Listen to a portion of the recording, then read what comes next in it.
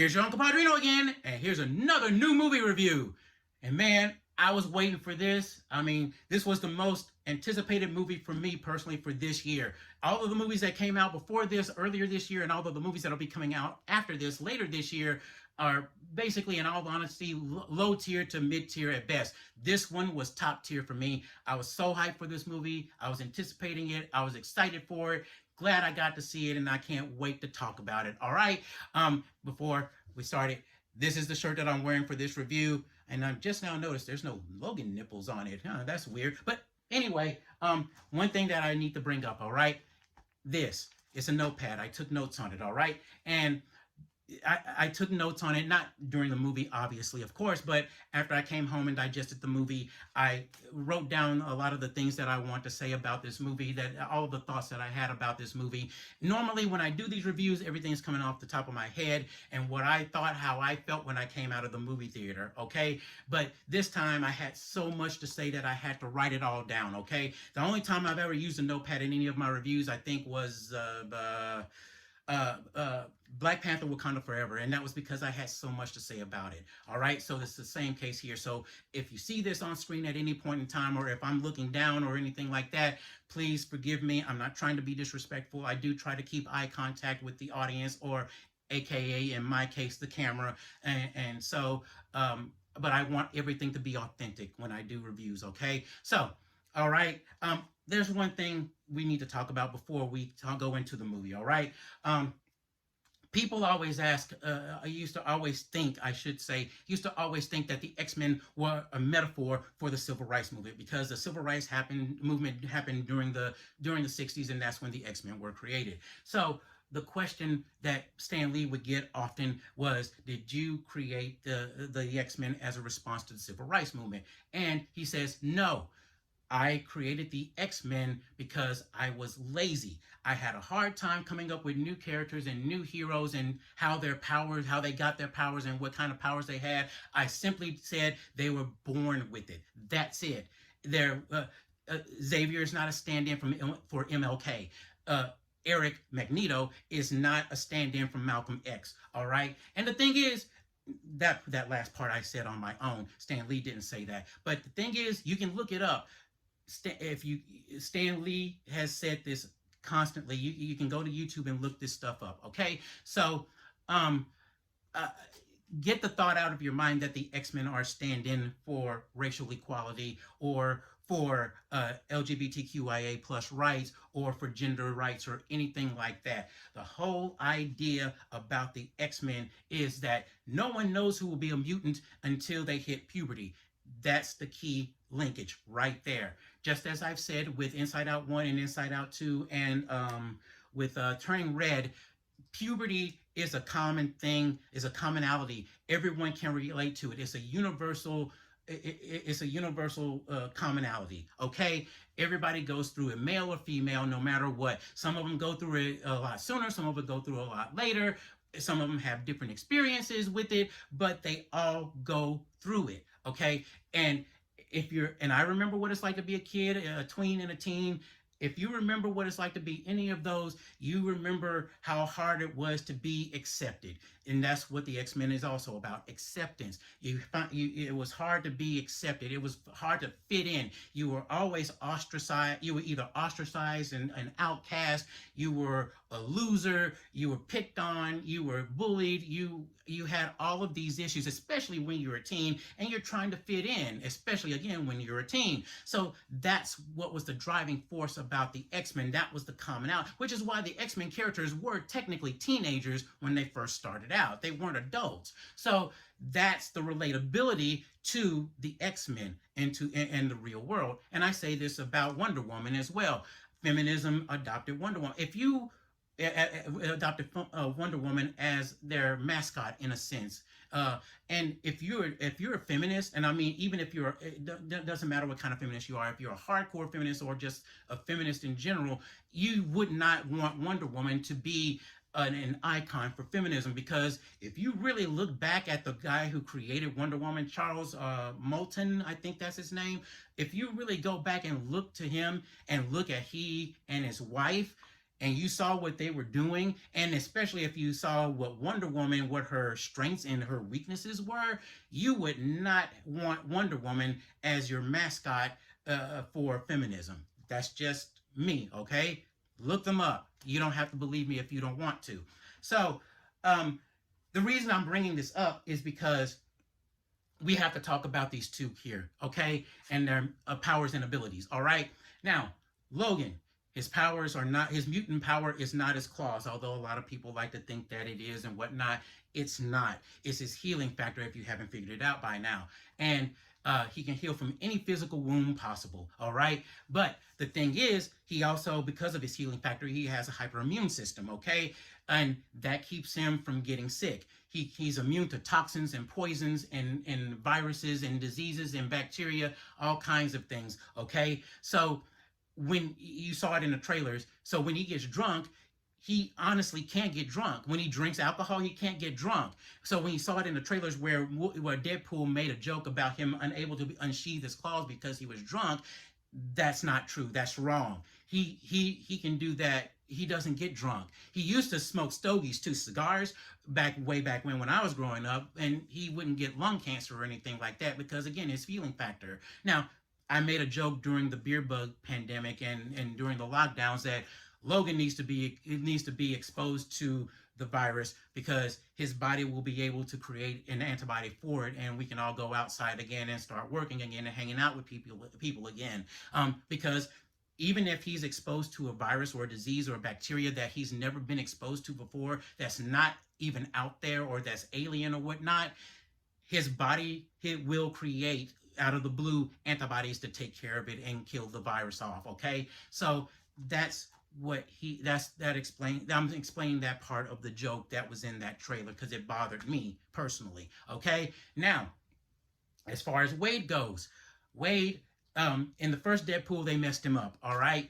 The first Deadpool movie, you hear the villain say when he's about to be experimented on is that every human has an X gene, but in most humans it lies dormant. What we do is we bring out the X gene and manifest it so you can have your powers, all right? And that's wrong. Again, the X gene, no one knows who will be a mutant. Their powers manifest when they hit puberty. So that was wrong. The other thing that was wrong was him being burnt severely, which causes his disfigurement, all right? That's wrong as well because of, now, what was right was that he did have cancer. I don't know if he has cancer now in the comics or not, but he did start off having cancer. And he did go in for an experiment so that he could get a cure for the cancer. As a result, the experiment gave him a healing factor, all right? Now, here's the thing. His healing factor works so well and works so rapidly, it does cure the cancer. He still does have the cancer, but it's still constantly curing it. But because it is constantly working, it's also causing the welts and the disfigurement of his body as well. So that's where his disfigurement comes from, not because he was burned. So they got that part wrong, okay? That I just want to explain all of this before we jump into the review. So now we'll jump into the review. This is hard to do without spoiling anything, but I'm going to do my best to do it without spoiling anything, all right? So DP is having a midlife crisis of sorts, all right? He stopped being a mercenary, and now he's trying to live a normal life, so he's got a plain old ordinary job, and things aren't going too well for him. He's just not feeling it. And so the TVA, if you remember correctly, if you watch Loki, the streaming series on Disney Plus, this is not a plug for it, by the way, but if you watched Loki, at least season 1 of it, you'll know what the TVA is. Loki's a pretty decent series, that Marvel series on Disney Plus. Goddaughter and I watched it. We thought it was okay, but one of the better ones, all right? But you don't have to have watched Loki in order to understand what it is. They kind of give a brief rundown of what the TVA is. Anyway, the TVA plucks DP from his universe to save him because they thought he was the best aspect of his universe, all right? And so they're going to destroy his universe DP says, "No, I'm not with that." He goes out on the lam and he goes to search for help, and he finds Wolverine, and they go back to the TVA, and the TVA vanishes them both to the void. All right, which is like a universal garbage dump for all of the rejects and of characters and things that just didn't work out, or are pretty much a dead franchise at this point. All right, so DP and Wolvie, as most people do, or most groups or most characters do, when they don't know each other and they're suspicious about each other and don't trust each other, they all out fight. So they fight, and fight and fight.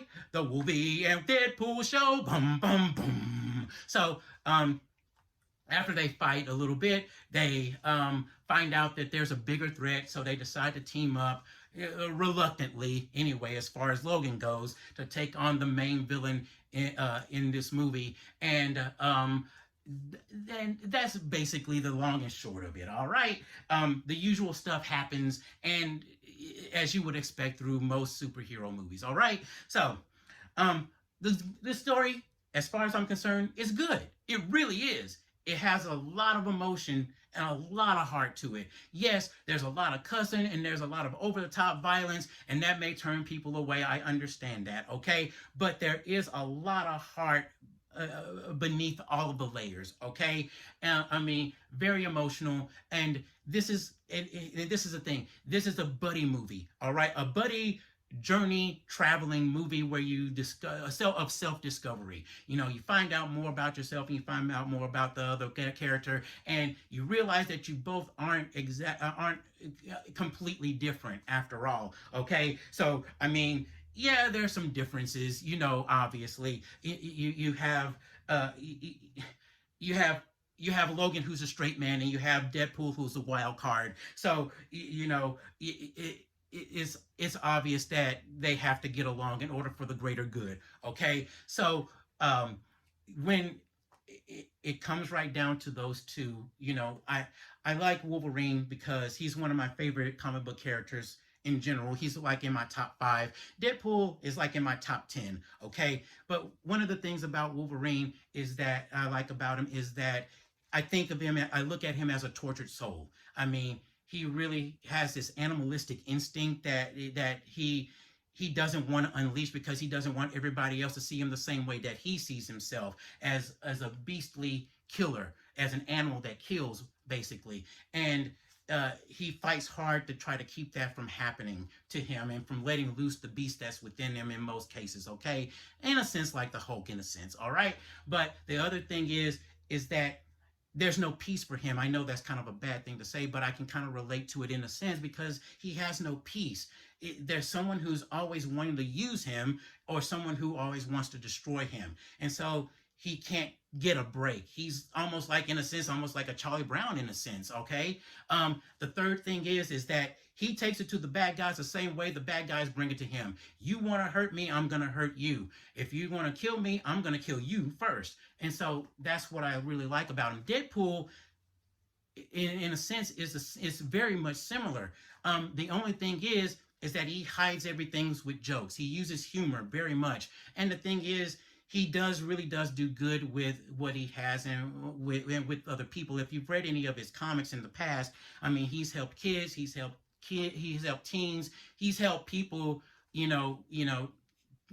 from offing themselves, so to speak, because you can't use the word here on YouTube apparently. So they also, I mean, he's learned sign language to communicate with other heroes and other characters and whatnot. He's done a lot of good, and he has somewhat of the same issues that Logan has as well. Like I said, the only difference is he disguises it with humor. Okay, so the other thing is, because of the clash of personalities from both of the characters, the actors in this, Ryan Reynolds and Hugh Jackman, which we're all here to see him. Let's be honest, okay?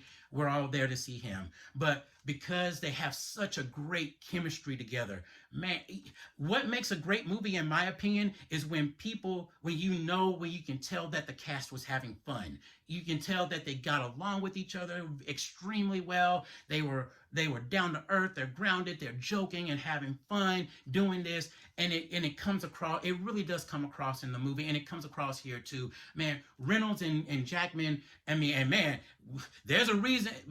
No wonder his last name is Jackman, because man, he is jacked, man, man. But especially considering that he's like 50 something, man. But anyway, he you can tell how good a movie is when they get along so well like that. I really enjoy that aspect of it. And there are actors that have the fact that there's only one Wolverine, there's only one Deadpool so far. Now, as far as on screen goes, now as far as animation and video games go, we've had several actors. We've had actors who voiced Wolverine before Cal Dodd did. Cal Dodd is the definitive voice of Wolverine from the X-Men the animated series from the 90s. Just like Kevin Conroy, rest in peace. Kevin is the definitive voice of Batman. Cal Dodd is the definitive voice for Wolverine.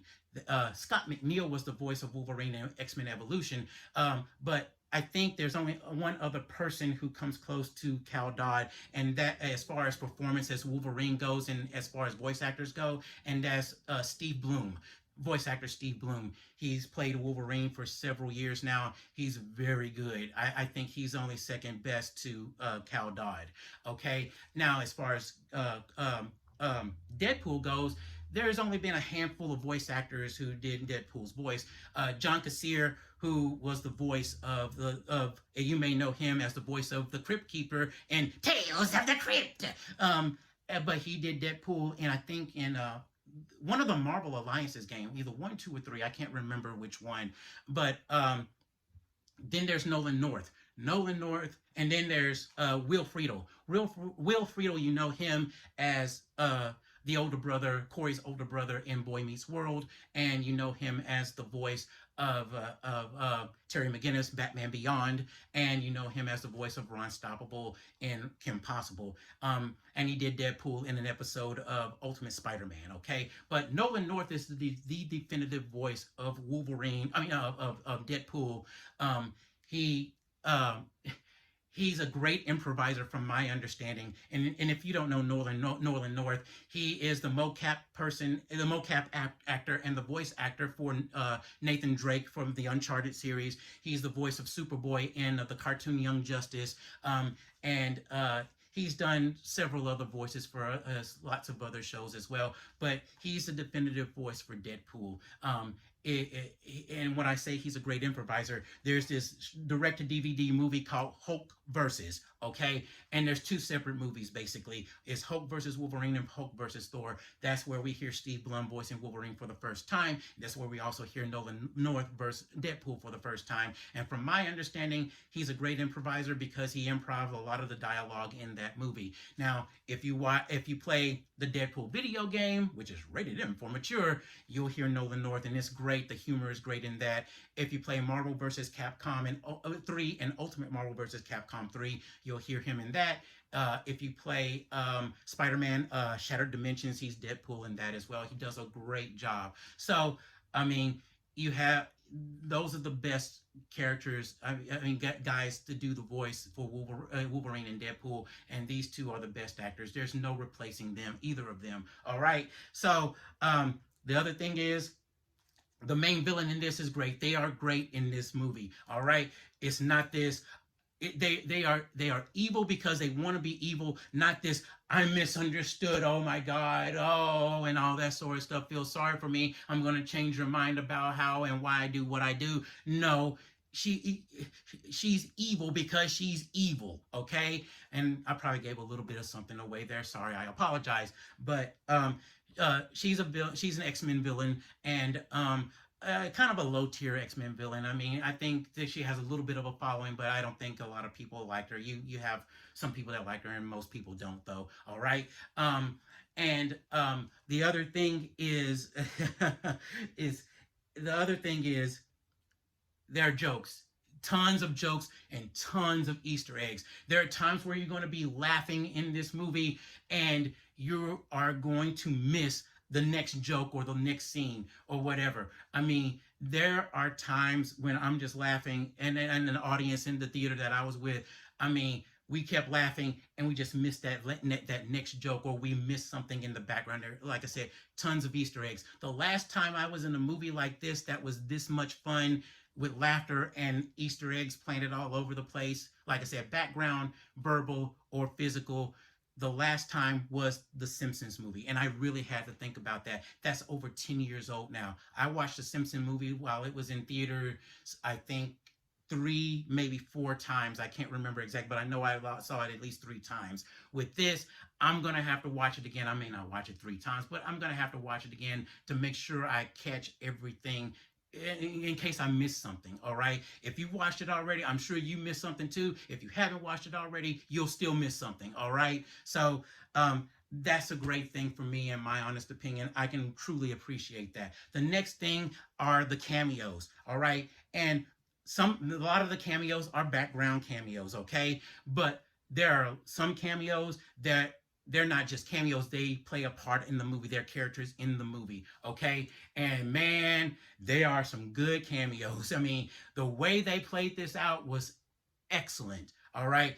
There are cameos in this where you are going to just, the entire theater that I was in, including myself, we stood up and we were applauding and screaming like, oh my God, ah! You know, and you probably already know what it is, but hopefully if you stayed off of social media and things like that, you hopefully will be surprised, all right? But they play a role in the movie, and they all play a role in the movie, and it's wonderful.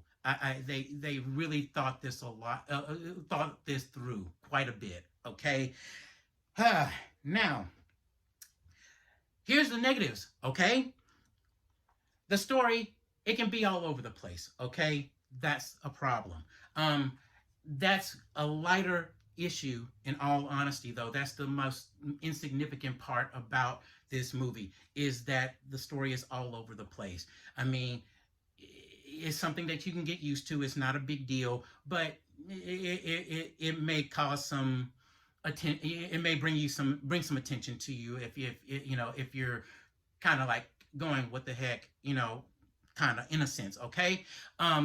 The other thing is the pacing, which is kind of linked to the story in a sense, okay? Everybody knows that movies have the fast, action-packed parts, the exciting parts, and the jokey part, and they have the slow moments as well. This is the case here with this movie, okay? The pacing there are times when it's too slow, and it really messes up the pacing of the movie in general, all right? But you can kind of look past that as well, okay?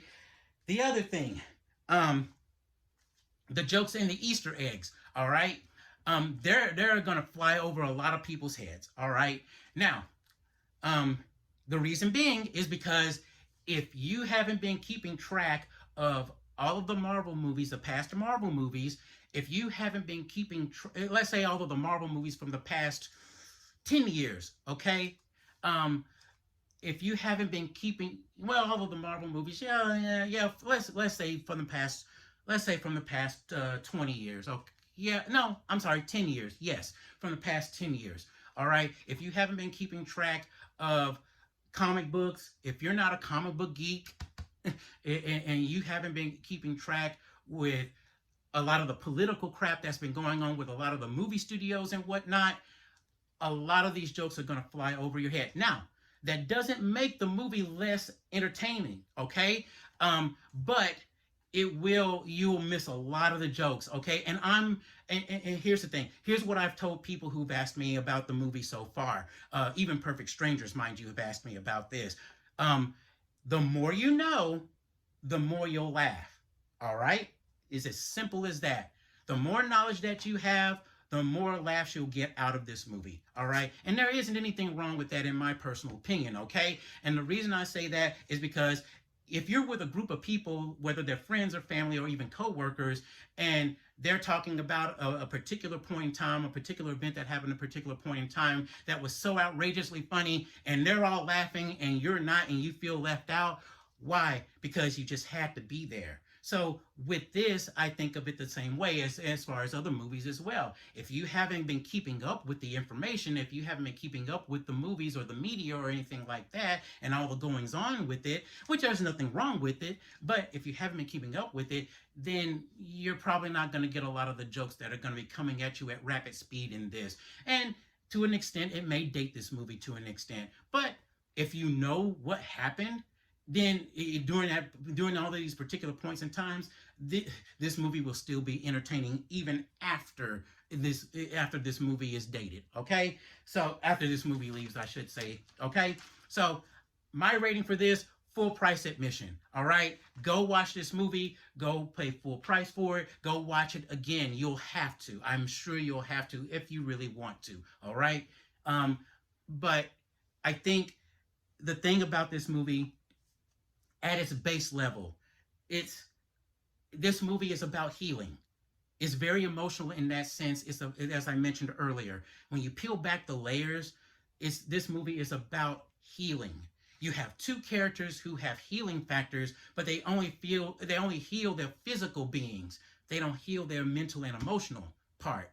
They have to do that on their own, and it takes some time to get through that. And I think that's the big message in this movie, is that you need time to heal. You need time to process it and move on, to process it and heal and to move on from the trauma or the tragedy or the rut that you're in at the moment in time. Okay, so I think that's the biggest thing, and I think that's what really, really drives this movie. This movie is also a love letter to fans, particularly the Fox Marvel movie, not the MCU, but the Fox Marvel movie brand of movies. Okay, this is a love letter to all the fans who stuck with them, even from the good to the bad. And now that they're pretty much absorbed into Disney now, it's pretty much, I think it's probably safe to say that it's pretty much kind of over as far as the Fox Marvel movies go. There was a meme that had been going around for several years, for a while, that when Stan Lee dies, Deadpool should take up as doing cameos in all of the Marvel movies. And I think that's a wonderful idea. I thought it back then. I still think it today. And I think this is a great way to utilize Ryan Reynolds and Deadpool and keep him in the public eye throughout the rest of the Marvel universe. Okay, this movie is a hard R. There's no sex, there's no nudity, but there's a lot of over-the-top video game Mortal Kombat violence, and there's a lot of cussing in it. Now, I don't have any problem with it. Some people may, and truth be told, this movie isn't for kids, but hey, when I was a tween and a teen, and I don't see it now because I don't pay that much attention now to it as an adult, but I can remember seeing kids coming out of R-rated movies. I remember growing up and knowing kids who watched R-rated movies and their parents let them. In times, there were parents who were walking out of those R-rated movie theaters with their kid in hand. So, hey, I'm not a parent. I'm not their parent. They're your kid. You're the parent. You make the call. You make the judgment about this, okay? But bear in mind, this isn't your standard Marvel, your MCU movie that's rated PG-13. This is a very hard R, which that doesn't sound right now that I said that, okay? So, one other thing that I have to bring up is stay until the end of the credits. Oh my God, man, it is priceless. It is so freaking funny. And I mean, you don't expect it, but it's just like, dude, it's like, that was awesome. Okay. And it ties, obviously ties to what happens in the movie and whatnot. It's really funny. Okay. So that's my review for Deadpool and Wolverine. I think you'll enjoy it. I enjoyed it. Like I said, I'm going to go watch it again, and I think everybody should at least watch it one more time while it's in theaters. So that's it for me. So, Stan, sign us out. I think Deadpool wants to sign us out. Okay, fine. All right, DP, sign us out. That does it. Wait a minute. I thought you were supposed to go first. No, I thought you were supposed to go. No, I was going. No, well, I usually say it. I'm sorry. I'm sorry. I interfered. Okay. Well, that does it for this episode of the No Spoiler Show. And remember, if it looks like me, the degenerate, it must be spoiled. Tune in next time. You did that pretty good. Yeah, I'm after your job, old man. Hey, wait a minute. You can't take my job. Oh, yes, I can. Okay, guys, cut it out. Cut it out. It's time to end, okay? So, until next time, Excelsior.